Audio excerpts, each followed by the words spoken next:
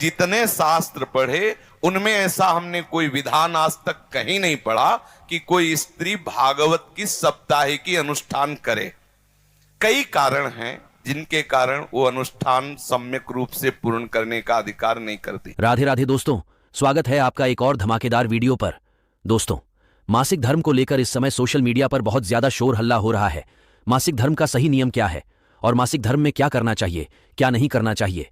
मासिक धर्म में नाम जप कर सकते हैं या नहीं, पूजा पाठ कर सकते हैं या नहीं, रसोई में जा सकते हैं या नहीं। जानिए, वीडियो पूरा देखिए, तभी जान पाओगे।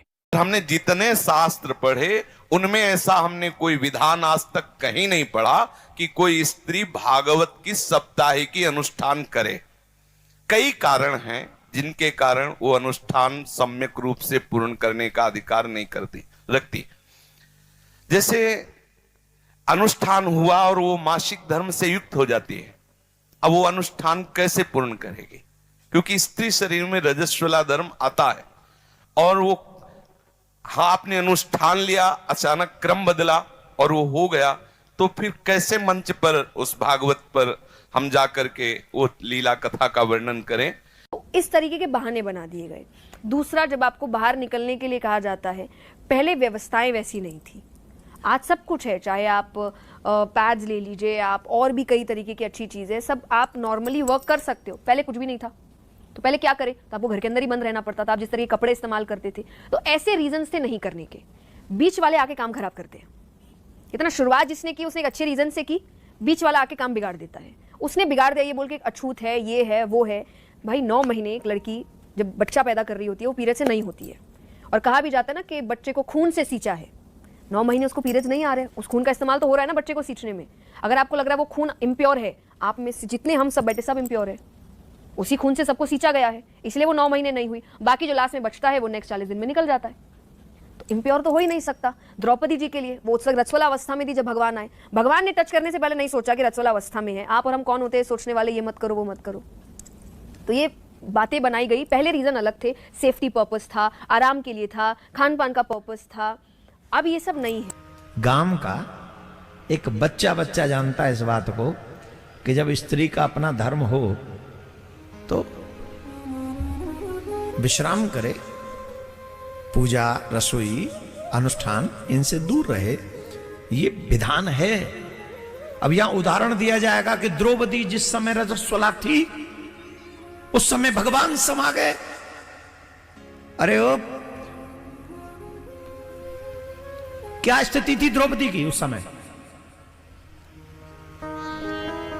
उसकी साड़ी उतारी जा रही तो भगवान ये सोचेंगे रजस्वला है, तुम्हारी कौन साड़ी उतार रहा है इस टाइम?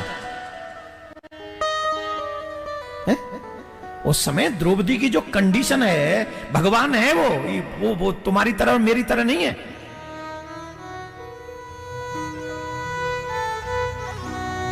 द्रौपदी की रजस्वला स्थिति है, लेकिन विपत्ति उस समय है तो भगवान वहां पहुंच गए। लेकिन द्रौपदी को छोड़ के दोबारा बताओ और कहां गए भगवान फिर इस स्थिति में? बोलो, बताइए हमें, एक उदाहरण दीजिए। एक तो भक्त पे विपत्ति आ गई इसलिए भगवान दौड़े। दूसरा उदाहरण, उसी रक्त से मनुष्य का जन्म होता है, निर्माण होता है।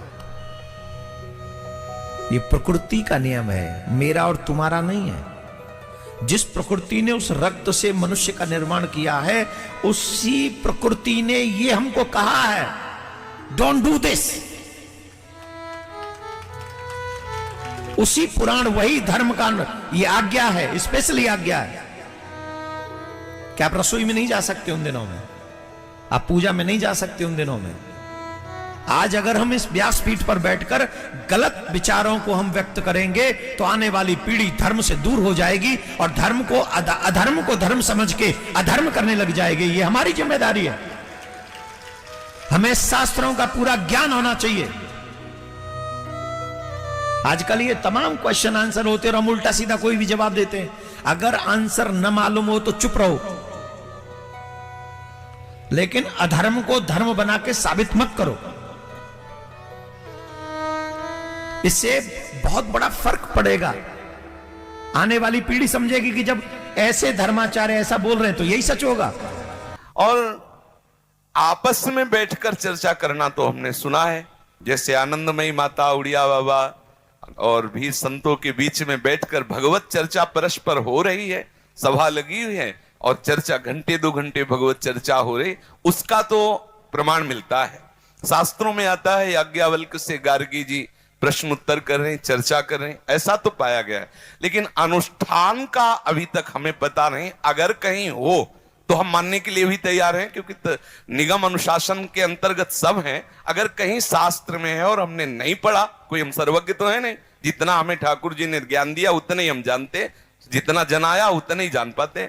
अगर कोई ऐसा शास्त्र है जिसे हमने नहीं पढ़ा और उसमें अनुमति दी जाती है, तो अभी तक हमने ऐसा पढ़ा नहीं है और ऐसा हमने कभी गुरुजनों से सुना भी नहीं है। इसलिए मुझे ऐसा लगता है कि माताओं बहनों को भागवत का साप्ताहिक अनुष्ठान नहीं करना चाहिए। चर्चा करने का तो अधिकार है, भगवत लीला गुणानुवाद का अधिकार है। हम जैसे अपने लोग चर्चा कर रहे हैं, ऐसे वो बैठ के चर्चा कर सकते हैं, संत सभा में बैठकर भगवत यश गान कर। लेकिन अनुष्ठान साप्ताहिकी का निषेध है, ऐसा हमने शास्त्रों में कहीं नहीं प्रमाण पाया कि कोई भी स्त्री शरीरधारी मंच पर बैठकर साप्ताहिकी का अनुष्ठान करे।